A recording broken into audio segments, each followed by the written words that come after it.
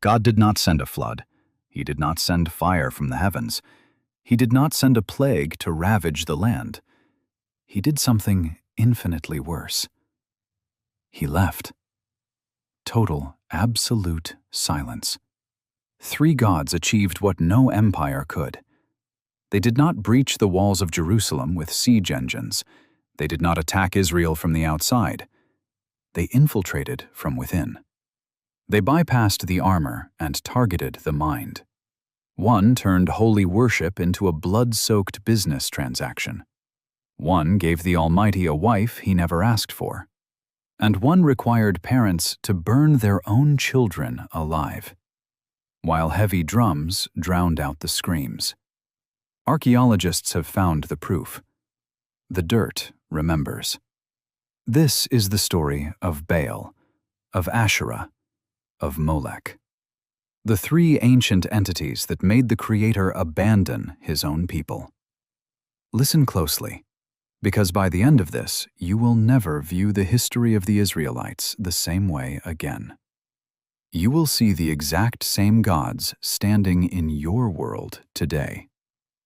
The year is roughly 1400 BC. Joshua leads 1 million souls across the Jordan River.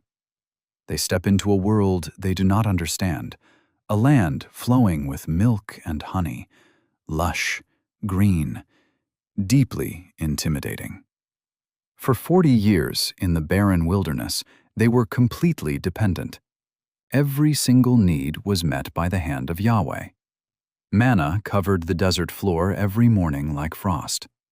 Water violently erupted from dry, dead rocks. Their clothes did not wear out. Their sandals did not break. They lived inside a continuous, waking miracle. Not one of these people had ever planted a seed. Not one had ever plowed a field. Not one had ever stared at a cloudless sky, terrified of starvation, waiting for rain. They were children of the desert. They did not know how to survive the earth. Then, they crossed the border into Canaan. They ate the native grain of the land, and the very next morning, the manna stopped. Just like that, the divine provision ceased. The sky was empty. The ground was just dirt. Imagine the psychological shock. Imagine the cold terror creeping into the camps. For the first time in an entire generation, Israel faced a question that would define their doom. What if the rains do not come? What if the earth refuses to yield? What if we starve? Fear is the ultimate architect of sin. They looked to their new neighbors, the Canaanites. There is a hidden detail about the Canaanite religious system, a detail historians often overlook, a detail that explains everything that followed. The gods of Canaan were not spiritual beings. They were economic systems. They were agricultural insurance policies. Baal offered the rain. Asherah offered fertile wombs and heavy harvests. The entire pantheon was purely transactional. You perform the ritual, the god delivers the result. Religion was not a covenant of love. It was a binding contract. And the premiums were heavy. They were paid in grain. They were paid in flesh. They were paid in blood. Israel did not walk into blind superstition. They walked into a deeply entrenched economic theology, a system that had kept Canaan alive for centuries. And here is the psychological trap, the seed of the great collapse. Israel did not immediately abandon Yahweh. They were too afraid of the God of Sinai to leave him entirely. The book of Judges records a terrifying compromise. They served Yahweh and the Baals simultaneously. They kept the holy feasts. They maintained the Levitical priesthood. They offered the required sacrifices at the tabernacle. And then, just in case, just to be absolutely safe, they also maintained the local altars on the high hills. To a people terrified of drought, the logic sounded perfectly reasonable. Yahweh is the God of armies and covenants, but Baal is the god of the local soil. Why not ask the local god for local rain? It was a small compromise, a tiny logical shift in thinking. but it was spiritually catastrophic. Sin rarely begins with outright rebellion. It begins with a rationalization, a survival tactic, a blending of the holy with the profane. What followed was a brutal cycle that repeated 7 times. Faith, then compromise, then idolatry, then brutal oppression, then desperate rescue, then faith again. But each rotation pulled them deeper into the dark. Each cycle eroded their identity. What began as a quiet roadside altar on a hilltop would not stop there. It never does. It moved inward, slowly, generationally, until one day the rot reached the very center of the kingdom. The first god is mentioned by name more than any other foreign deity, over 90 times across the Hebrew scriptures. His name simply means Lord or Master. In the ancient world of Canaan, that title belonged to the storm, Baal. Specifically, Baal Hadad, the rider of the clouds, the commander of lightning, the god who violently split the sky open and sent the rain.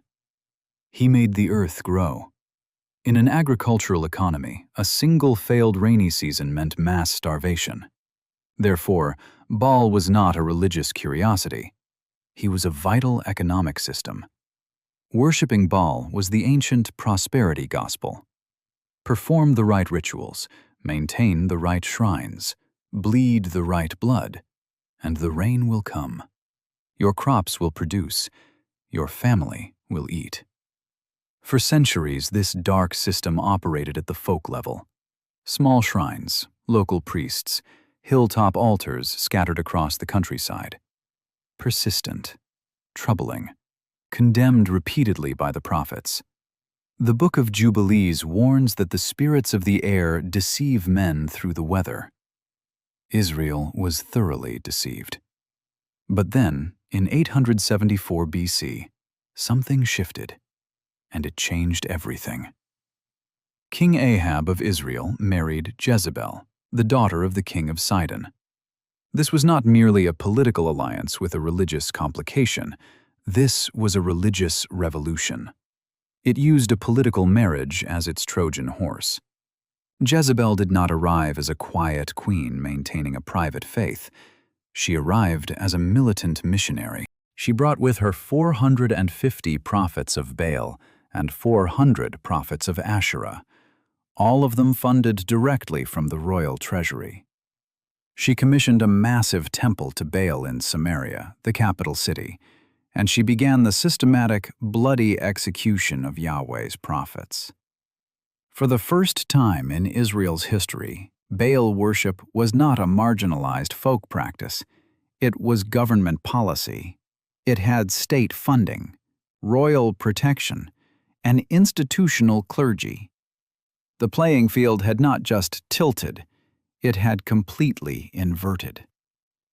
Into this absolute darkness stepped one man, a prophet from Tishbe in Gilead, a man with almost no background in the text, no genealogy, no origin story, no title, just a name, Elijah, and the terrifying declaration: there would be no rain in Israel except at his word.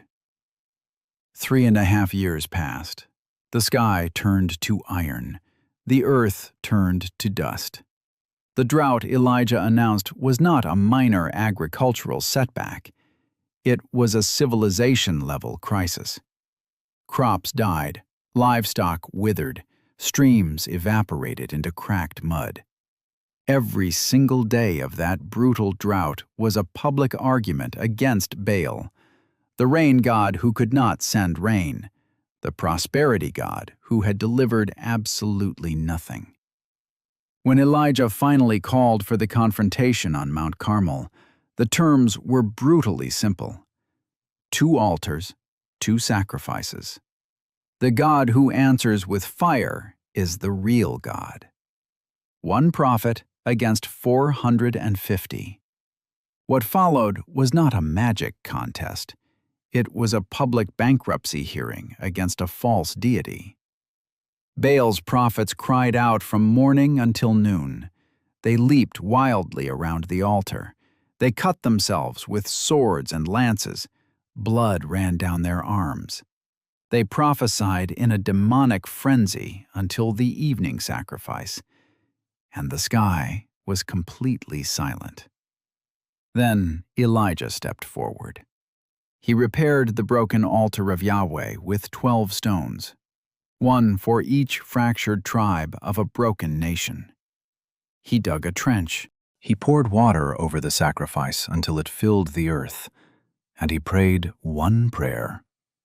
Measured, direct, 33 words in the Hebrew text. The fire fell. It consumed the sacrifice, the wood, the stones, the dust. It licked up the water in the trench. The people fell on their faces in terror. The 450 prophets of Baal were seized and slaughtered. And that same evening, the sky blackened. The rain returned.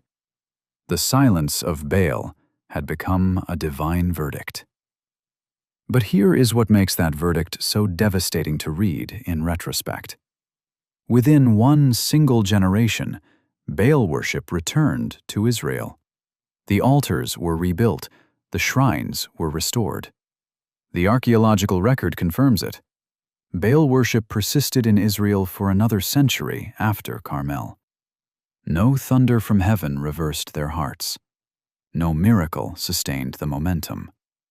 Over and over, Israel chose the transaction over the relationship, the insurance policy over the covenant, the visible, bleeding altar over the invisible, holy God. Baal was loud. Baal was public.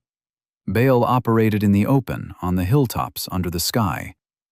The second deity was entirely different. Her name was Asherah, and she did not attack from the hilltop. She entered the home. Asherah was the mother goddess of the Canaanite world, the goddess of fertility, of sexuality, of the sea, of life itself. Where Baal was thunder and spectacle, Asherah was quiet. She was domestic. She was represented by wooden poles, stylized trees planted beside altars, carved into everyday household objects, shaped into small clay figurines. Archaeologists have found them by the thousands, scattered across Israelite homes. Not just Canaanite ones. Her imagery echoed something ancient and deeply human, a perversion of Eden, the tree of life, the nurturing mother, the source of living things. Baal operated in the open. Asherah entered the kitchen. That distinction made her infinitely more dangerous. The book of Jeremiah captures her worship in a single scene. It is striking precisely because of how ordinary it appears. Chapter 7, verse 18. The children gather wood, the fathers light the fire, and the women knead dough to make cakes for the Queen of Heaven. The entire family together. Children gathering wood as they would for any chore. Fathers lighting fires on an ordinary morning. Mothers in the kitchen, shaping pagan offerings with their own hands. This was not a fringe practice carried out by rebels in the dark. This was domestic religion, woven into the very rhythms of family life. Children grew up watching it. They absorbed it as normal before they could even speak. They passed it to their own children without a second thought, the way every generation passes on what it has always known. When scholars excavate Iron Age Israelite homes, they find small terracotta figurines, a woman holding her breasts, associated with Asherah worship. They find them not in grand temples, not in sacred, restricted sites. They find them in kitchens, in storage rooms, in the corners of ordinary bedrooms. This was a faith that had stopped being a choice. It had become a cultural assumption. In 1975, archaeologists excavated Kuntilat Ajrud, a remote desert way station in the northern Sinai, dating to 800 BC. They discovered inscriptions on large ceramic storage jars written in ancient Hebrew, written by Israelites. The phrase shocked the theological world. "I bless you by Yahweh of Samaria and his Asherah." His Asherah. Yahweh's Asherah. Written not by pagans who never knew God, written by Israelites, people who had, generation by generation, grafted the mother goddess into their understanding of the Almighty. In their minds, Asherah was not a rival to Yahweh, she was his wife, the goddess responsible for conception, for safe delivery, for the cry of a newborn in the night. Where Yahweh governed the heavens and the strict covenant, Asherah governed the womb. They had not abandoned him. They thought they had completed him. They gave the God of Israel a consort. They softened his sharp edges. They domesticated his jealousy. They made him comfortable to live with. They did not commit mere idolatry. They committed identity theft against the creator of the universe. But the most disturbing moment in the entire history of Asherah worship does not come from a desert inscription. It comes from a single verse. 2 Kings 21:7. King Manasseh ruled Judah for 55 years, the longest reign of any king in the Davidic line.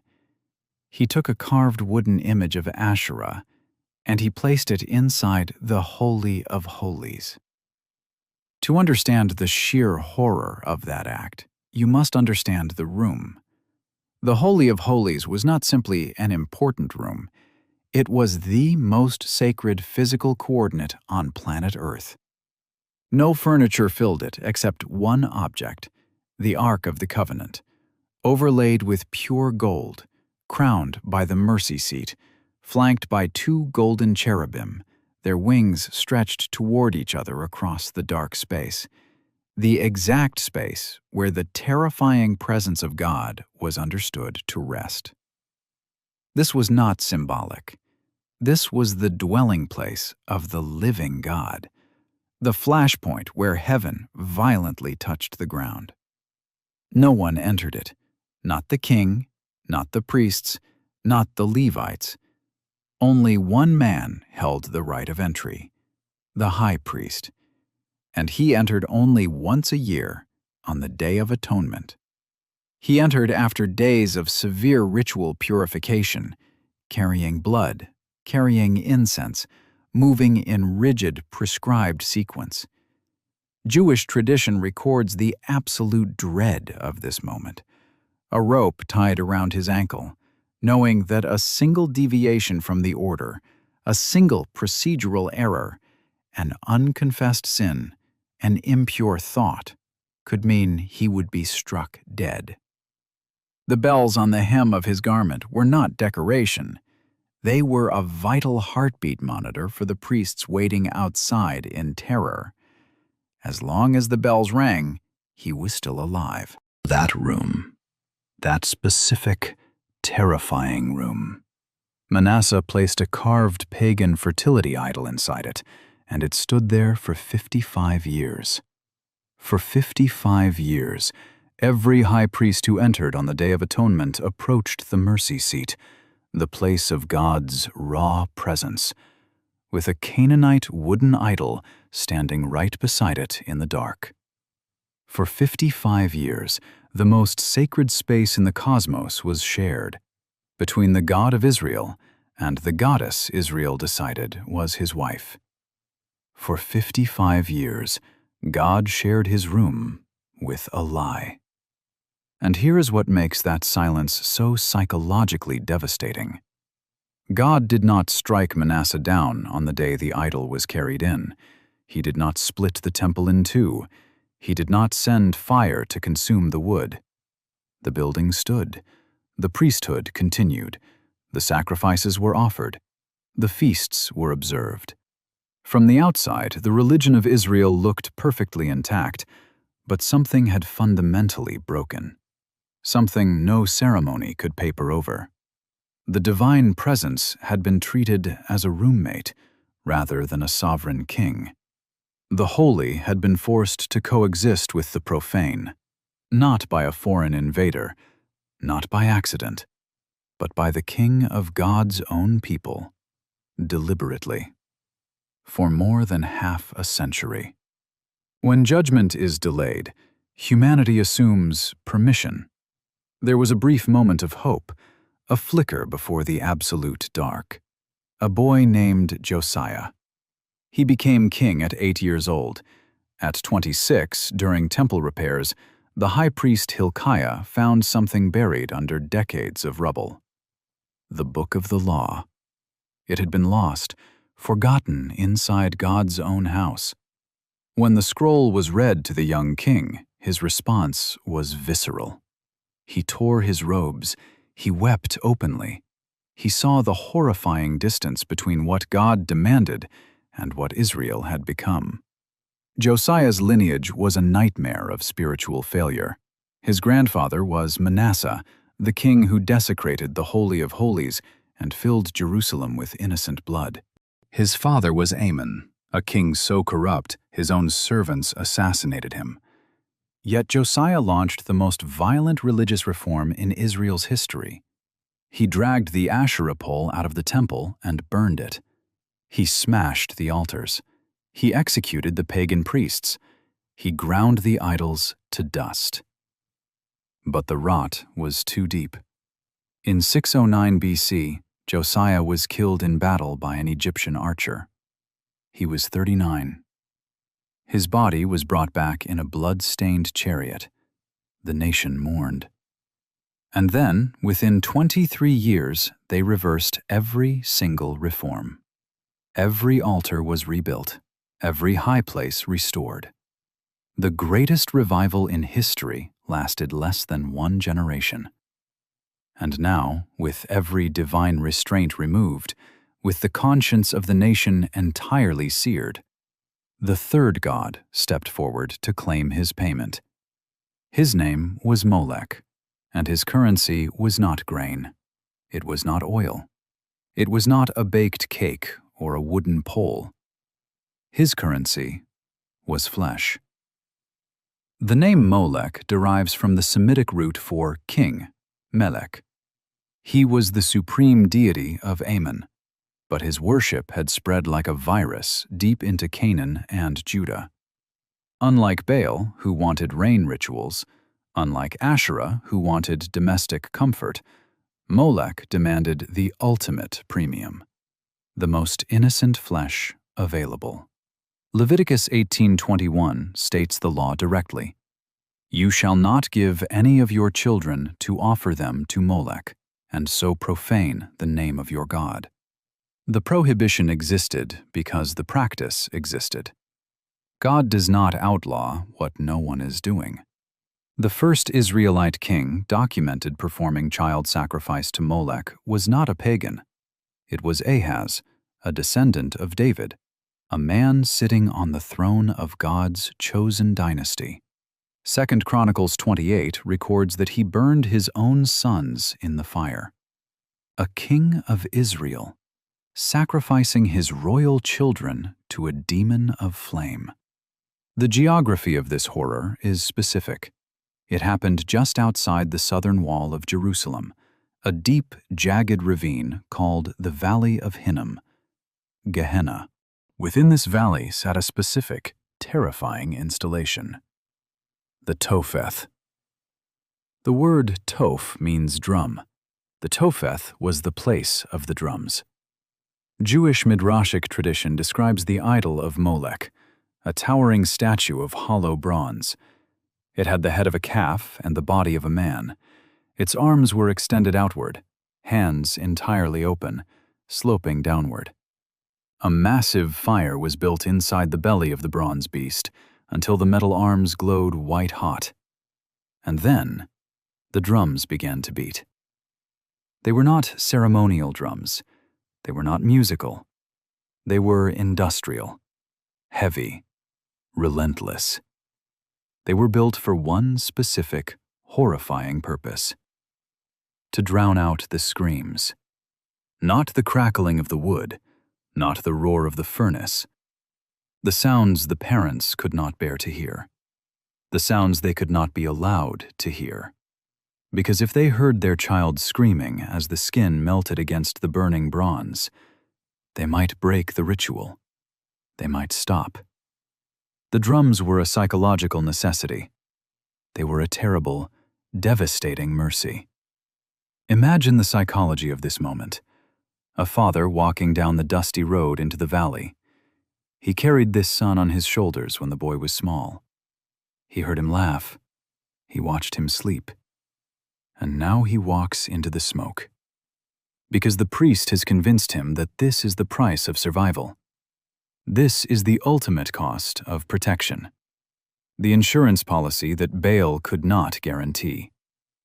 This was not temporary insanity. That is the most disturbing truth of the entire biblical narrative. It was an investment. It was the cold, terrible logic of a people trained over centuries to view religion as a transaction.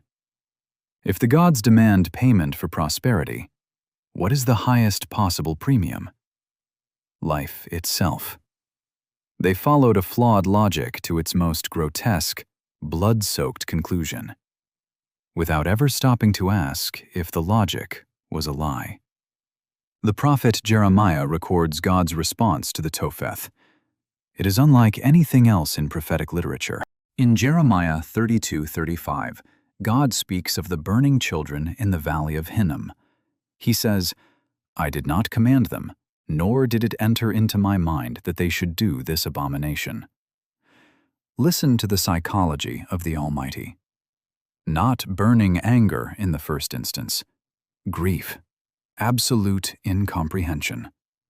The omniscient creator of the universe frames this practice as something so utterly alien to his holy nature, he cannot even fathom the origin of the idea. It did not enter his mind. He did not conceive of it. And yet, he had to watch it happen. In the valley. Just outside the city he had chosen as his own. No nation arrives at Molech without first passing through Baal. That is the anatomy of total corruption. The transaction that began with a harmless hilltop altar, a simple rain ritual, compounded its interest over generations, until it claimed the one thing no investment should ever touch. Humanity devoured itself. After the brutal Babylonian exile, the Valley of Hinnom was never restored. It was never rebuilt, never reclaimed, never repurposed for agriculture or habitation. It became exactly what its history had made it, a place of perpetual waste and perpetual fire. Jerusalem's refuse was dumped there. The bodies of criminals were thrown into the ash. The fires never fully went out. Worms and decay fed on what the flames did not consume. Thick, acrid smoke rose from the ravine constantly. It became the city's permanent, festering wound, a wound that would not close. Jeremiah had already declared its new name. God spoke through him in chapter 19. It will no longer be called Topheth, or the Valley of the Son of Hinnom, but the Valley of Slaughter. In Greek, the name Gehinnom became one word: Gehenna. In the New Testament, the word Gehenna appears 12 times. 11 of those 12 appearances come directly from the lips of Jesus of Nazareth. In Mark 9, he describes it with terrifying precision: the place where the worm does not die and the fire is not quenched. He used it as his primary term for the place of final, absolute judgment: hell. He used a word that every single person in his audience understood perfectly. They had grown up in Jerusalem. They knew the cursed valley to the south. Some of them had smelled the sulfurous smoke. Jesus was not speaking in abstract theological metaphors. He was pointing at a real, physical geography, a place his listeners could see, could smell. had walked past their entire lives. He was saying, that place, that valley, that bleeding wound in the earth that your ancestors filled with the worst atrocity they ever committed, that is the image I want you to hold in your mind. When you think about what it means to be finally, permanently separated from God. The valley where Israel committed its worst sin became the very word the Son of God chose for eternal judgment. That is not a coincidence. It is divine poetry, dark and absolute. Baal corrupted the economics of a nation. He replaced the Holy Covenant with a cheap commercial transaction. He convinced an entire people that God was a vendor, not a father.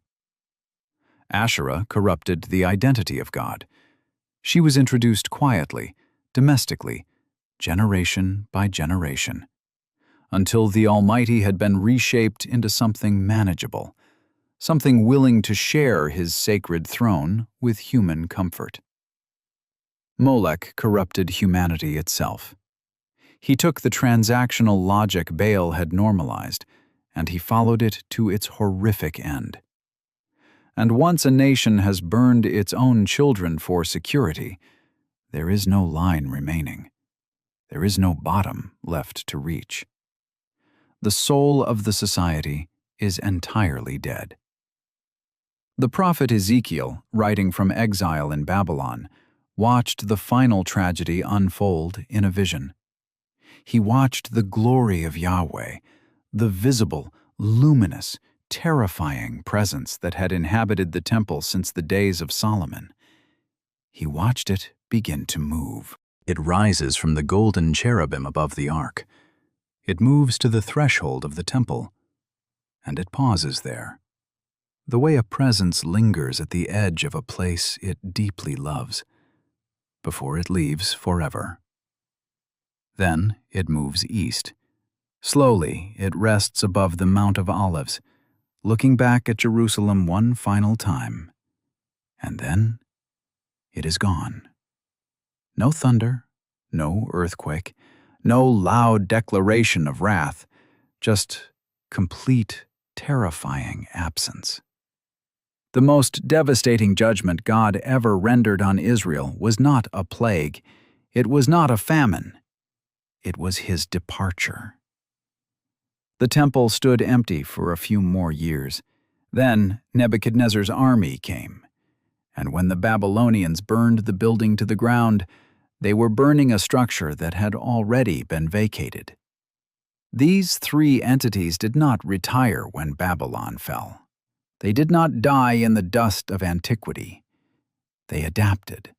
They shed their ancient names, but they kept their architecture. Baal lives today wherever faith is reduced to a transaction, wherever prosperity is treated as the ultimate evidence of divine favor, wherever the deep relationship with Christ is replaced by a religious ritual meant to manipulate blessings. Asherah lives today wherever God is quietly reshaped to fit modern human comfort, wherever the parts of Scripture that demand absolute holiness are set aside in favor of a domesticated God who affirms everything and requires absolutely nothing. And Molech. Molech lives wherever innocence is sacrificed for security, for convenience, for the cold logic of personal necessity. Not always in literal fire, not always in a physical valley, but the psychological structure is exactly the same. Something precious, offered up on the altar of what we tell ourselves we cannot live without. The names changed. The altars did not. 570 years after the glory departed, a man stood on that exact same mountain. He came from Galilee. He rode into Jerusalem on a donkey, while crowds spread cloaks on the dirt road.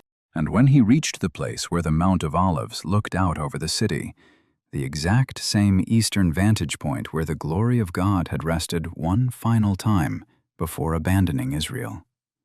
He stopped, and he wept. Luke records it plainly in chapter 19.